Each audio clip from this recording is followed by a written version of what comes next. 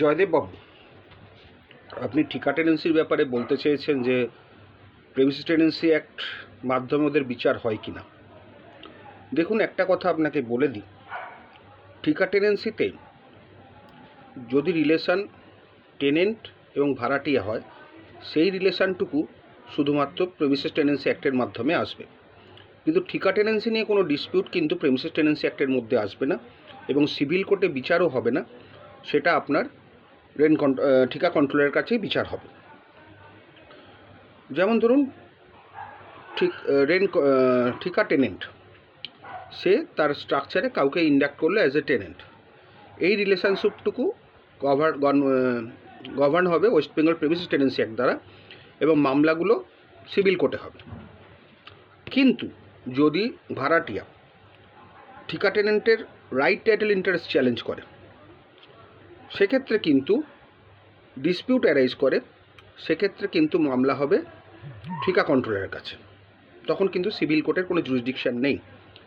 উচ্ছেদের মামলা সাধারণত সিভিল কোর্টেই হয়, ঠিকা কন্ট্রোলারে হয় না।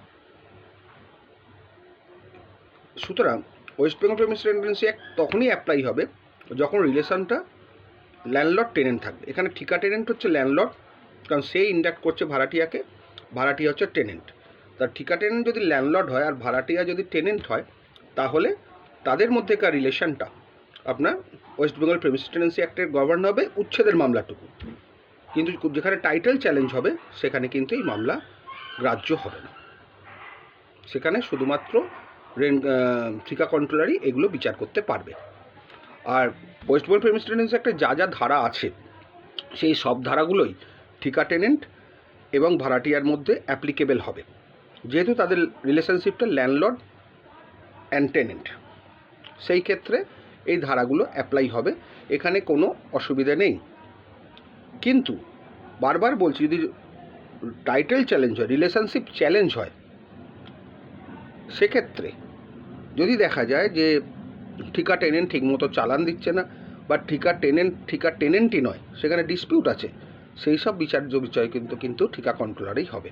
সেগুলো কিন্তু সিভিল কোর্টের তখন কোনো এখতিয়ারই নেই। এইগুলো কিন্তু মাথায় রেখে চলতে হবে। আর 2G যা সেকশান আছে, সেগুলো এখানে গভর্ন হবে, তাতে কোনো বার নেই। এবং সেখানে সিভিল কোর্ট বা যেখানে এভিকশান হবে, সেখানে সিভিল কোর্ট ইন্টারফেয়ার করতেই পারে, তাতে কোনো অসুবিধে নেই। কিন্তু বারবার বলছি, ডিসপিউট হলেই কিন্তু ঠিকা কন্ট্রোলার। ভালো থাকবেন, আশা করি বোঝাতে পারলাম।